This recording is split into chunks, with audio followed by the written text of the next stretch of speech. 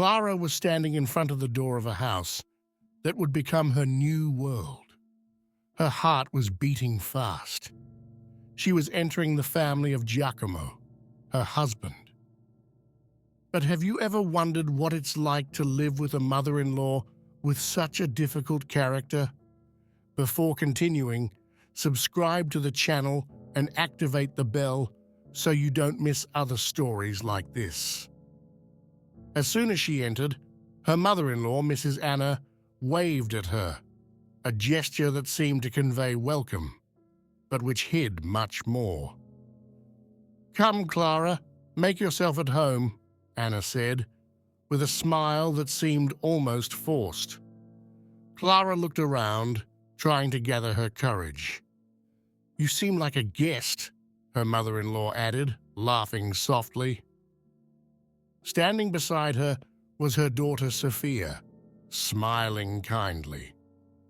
Clara followed Giacomo into the room. "We're finally a family," he said, looking at her with a satisfied smile.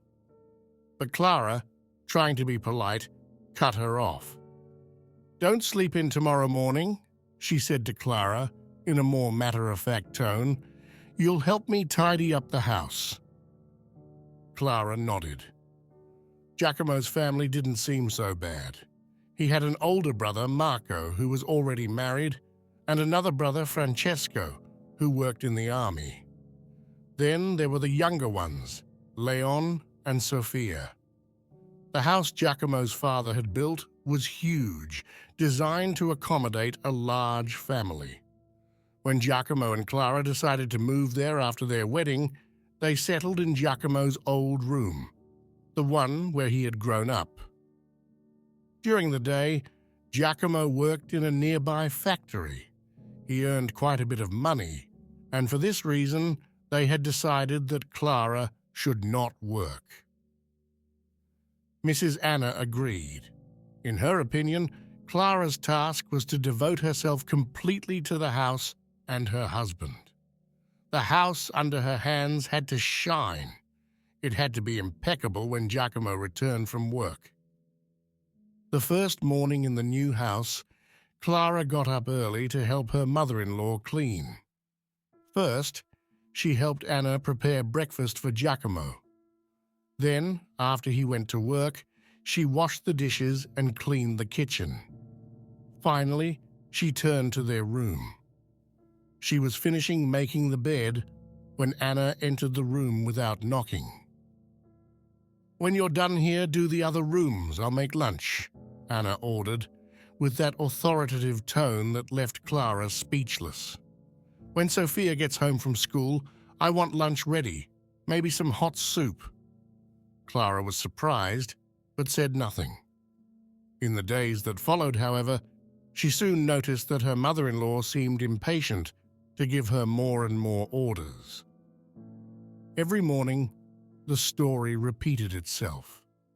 Clara woke up at dawn, helped Anna prepare breakfast, and then began cleaning the kitchen and the rooms. She folded the sheets and did the laundry. But once, when she tried to approach the washing machine, Anna promptly scolded her. "What are you doing?" her mother-in-law said sternly. "That's only for delicates. Energy is expensive. We have to save. Wash things by hand." At that point, Clara understood that she had to do everything as Anna told her. "Leon ate in the room. Go clean up the crumbs," she ordered. "Iron Francesco's uniform. Hurry up." Or, "Go clean the stains off Sophia's blouse." As the weeks went by, Anna did less and less. At first, she at least took care of preparing meals, but after a few weeks, she stopped cooking as well. She spent her days chatting with her neighbors or going out with her friends. Like if you also think that Clara didn't deserve to be treated like this. A few months after moving in, Clara was far from happy. Life as a wife in that family home was worse than she had imagined. She would have preferred to live in a small hovel rather than with such an authoritarian mother-in-law, but she couldn't tell Giacomo that. However, he noticed that there was something wrong with his wife. Clara was visibly tired, sick, and seemed to be getting worse every day. One day, there was an accident in the factory, and James and his colleagues were sent home early. Happy to spend time with Clara, he stopped at the store, bought a cake and a bottle of sparkling wine. But when he got home, Clara was nowhere to be found. "Where is Clara?" he asked his mother. "She's probably at the river," Anna replied nonchalantly. Giacomo rushed to the river and saw his wife bent over a raft, surrounded by baskets of laundry and sheets she was washing by hand. "Clara, what are you doing?" he asked, confused. "Why don't you use the washing machine?" Clara looked up with tearful eyes, unable to answer. Giacomo, worried, knelt beside her. "Talk to me, please," he begged. After long minutes of crying, Clara finally found the courage to confess everything she had endured in the past months. Furious, Giacomo returned home, confronted his mother under Sophia's shocked eyes. "I brought my wife here, Mum, not your maid," he shouted. But Anna didn't seem impressed. "She's doing what a wife is supposed to do, take care of the house and the family." "Not anymore, Mum," growled James. "It's the 21st century. I don't want my wife ruining her health looking after all of you. And why can't we use the washing machine? I'm the one who pays the bills." The argument became more and more heated, and Giacomo's brothers also joined in, siding with Anna. But Giacomo was unstoppable. "Enough. My wife doesn't work for you anymore," he concluded. "Do you agree with Giacomo? Leave a comment below to let me know." Soon after, Giacomo and Clara moved into a separate part of the house, reserved for them.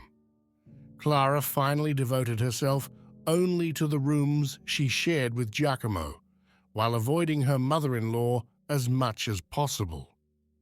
But living with Giacomo's family continued to be difficult. One day, while Clara was preparing to hang out the laundry, Sophia tripped her, making her fall to the floor. Clara lost consciousness. When she woke up, she was in the hospital, with Giacomo beside her. "What happened?" she asked, confused. Giacomo took her hand. "Love, you lost our baby," he said with a trembling voice. Clara discovered that she had been 6 weeks pregnant. A few weeks later, Giacomo decided to rent a small house for them, away from his family. Finally, Clara and Giacomo found the peace they had been longing for. After recovering, Clara found a job at a local library, but soon afterward, she discovered she was pregnant again. Their life changed for the better, and when their first child was born, Clara and Giacomo couldn't have been happier.